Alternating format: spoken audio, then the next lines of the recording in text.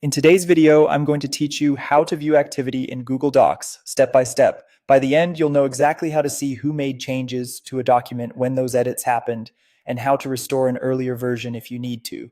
Start by opening the document you want to review in Google Docs. Make sure you're signed into the correct account and that you have editing or viewing access to the file you're checking.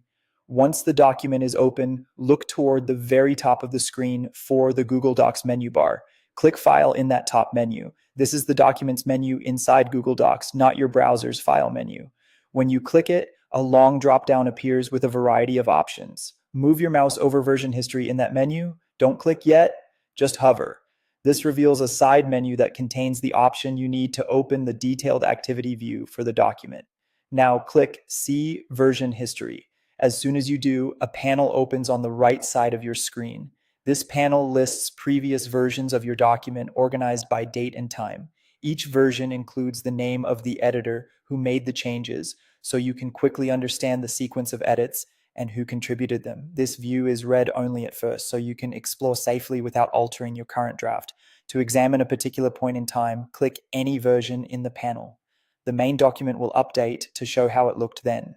Edits are highlighted, often with color coding assigned to different editors, making it easy to see what was added, removed, or changed.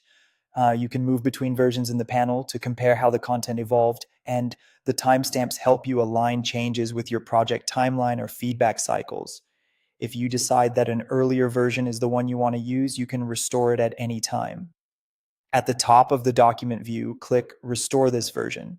Google Docs will ask you to confirm. When you proceed, that historical copy becomes the current version of the document. Don't worry, you're not losing your history. The restore action itself is saved as a new version, so you can always return to more recent edits if you change your mind. That's all it takes to view activity and manage versions in Google Docs.